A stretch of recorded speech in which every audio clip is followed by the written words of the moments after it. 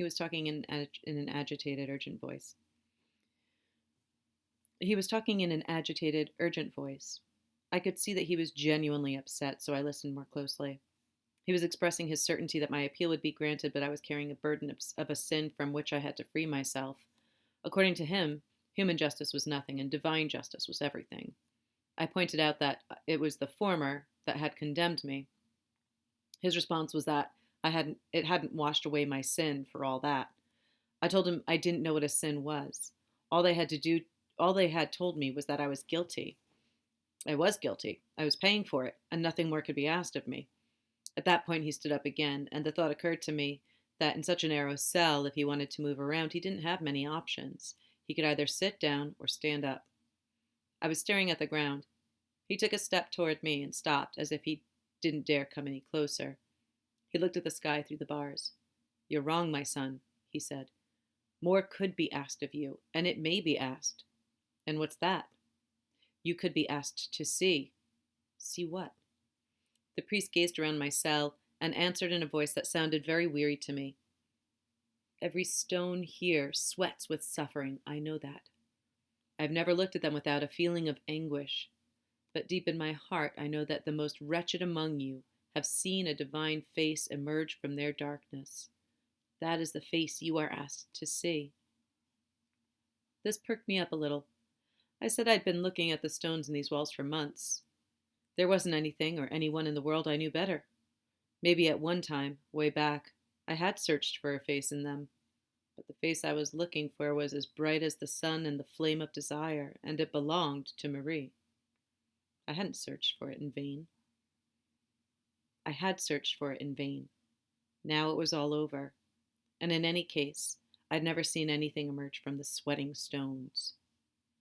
The chaplain looked at me with a kind of sadness. I now had my back flat against the wall, and the light was streaming over my forehead. He muttered a few words I didn't catch and abruptly asked if he could embrace me. "No," I said. He turned and walked over to the wall and slowly ran his hand over it. "Do you really love this earth as much as all that?" he murmured. I didn't answer. He stood there with his back to me for quite a long time. His presence was grating and oppressive. I was just about to tell him to go, to leave me alone, when all of a sudden, turning toward me, he burst out, "No, I refuse to believe you. I know at one time or another you've wished for another life." I said of course I had, but it didn't mean anything more than wishing to be rich, to be able to swim faster, or to have a more nicely shaped mouth. It was all the same. But he stopped me and wanted to know how I pictured this other life. Then I shouted at him, "One where I could remember this life." And that's when I told him I'd had enough. He wanted to talk to me about God again, but I went up to him and made one last attempt to explain to him that I had only a little time left and I didn't want to waste it on God. He tried to change the subject by asking me why I was calling him Monsieur and not Father. That got me mad, and I told him he wasn't my father. He wasn't even on my side. "Yes, my son," he said, putting his hand on my shoulder. "I am on your side, but you have no way of knowing it because your heart is blind. I shall pray for you." Then I don't know why, but something inside me snapped. I started yelling at the top of my lungs, and I insulted him, and I told him not to waste his prayers on me. I grabbed him by the collar of his cassock. I was pouring out on him everything that was in my heart, cries of anger and cries of joy. He seemed so certain of everything, didn't he? And yet none of his certainties was worth one hair of a woman's head. He wasn't even sure he was alive because he was living like a dead man, whereas it looked as if I was the one who'd come up empty-handed. But I was sure about me, about everything, surer than he could ever be, sure of my life and sure of the death I had waiting for me. Yes, that was all I had, but at least I had as much a hold of it as it had on me. I had been right. I was still right. I was always right. I had lived my life one way, and I could just as well have lived it another. I had done this, and I hadn't done that. I hadn't done this thing, but I had done another. And so it was as if I had waited all this time for this moment and for the first light of this dawn to be vindicated. Nothing mattered, and I knew why. So did he. Throughout the whole absurd life I'd lived, a dark wind had been rising toward me from somewhere deep in my future, across years that were still to come, and as it passed, This wind leveled whatever was offered to me at the time, in years no more real than the ones I was living. What did other people's deaths or a mother's love matter to me? What did his God, or the lives people choose, or the fate they think they elect matter to me when we're all elected by the same fate, me and billions of privileged people like him who also call themselves my brothers? Couldn't he see? Couldn't he see that? Everybody was privileged. There were only privileged people. The others would all be condemned one day, and he would be condemned too.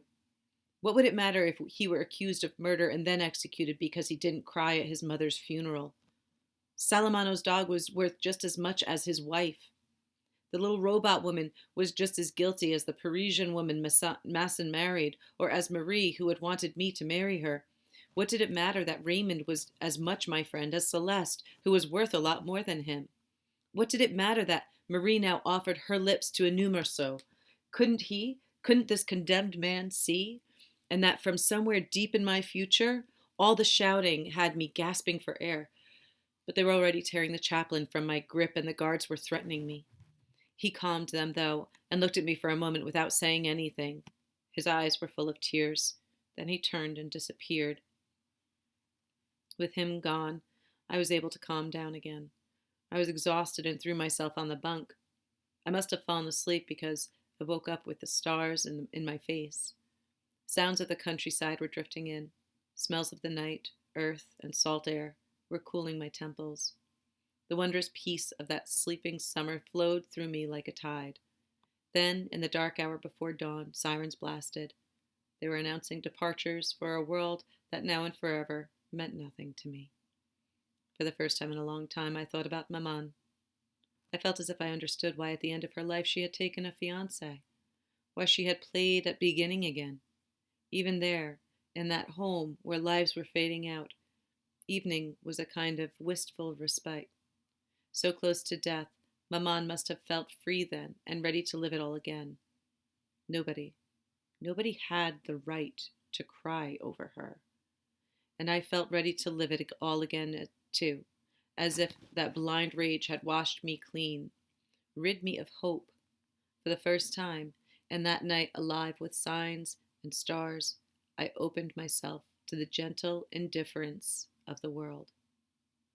Finding it so much like myself, so like a brother, really, I felt that I had been happy, and that I was happy again.